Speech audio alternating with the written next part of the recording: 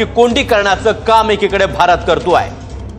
तर भारतानं चोख प्रत्युत्तर दिलं। या शहरांमध्ये हल्ले करण्यात आलेले आहेत। कराची असेल, लाहोर असेल, सियालकोट असेल, मुझफ्फराबाद असेल, पेशावर असेल, कोटली असेल, या शहरांवरती आणि इस्लामाबाद असेल, भवालपूर असेल, या शहरांवरती भारतानं जे आहेत ते हल्ले केलेले आहेत आणि पाकिस्तानला चोख प्रत्युत्तर दिलंय। आपण पाहतो आहोत कराची, लाहोर, सियालकोट, मुझफ्फराबाद, पेशावर, त्यासोबत कोटली असेल, इस्लामाबाद असेल, भवालपूर असेल, या शहरांवरती भारतानं ताबडतोड हल्ले केले। तर या मॅपच्या माध्यमातून आपण पाहू शकतोय पाकिस्तानच्या कोणकोणत्या मोठ्या शहरांवर भारतीय सैन्याने हल्ला केलेला आहे।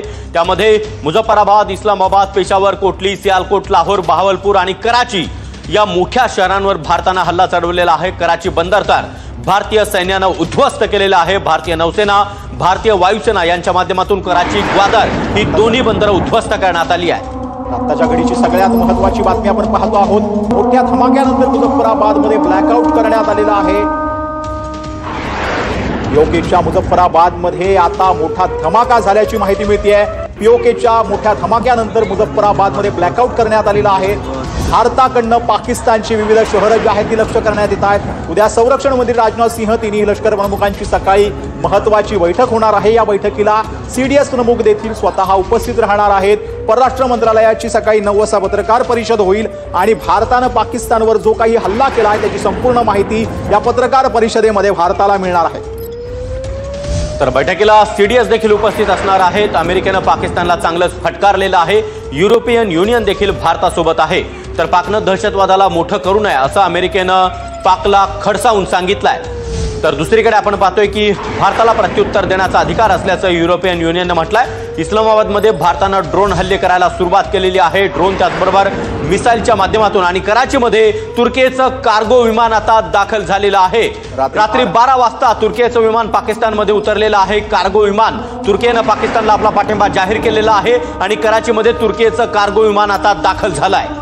तर आताची घडीची सगळ्यात महत्त्वाची आणि ब्रेकिंग बातमी आपण पाहतो आहोत। रात्री 12 वाजता तुर्कीचं विमान जे आहे ते पाकिस्तानमध्ये दाखल झालंय। कराची तुर्कीचं कार्गो विमान दाखल झालेलं आहे। तुर्कीकडनं युद्धनौका देखील पाकिस्तानला देण्यात आलेली होती। त्यानंतर आता तुर्कीकडनं पुन्हा एकदा पाकिस्तानला मदत करण्यात येते।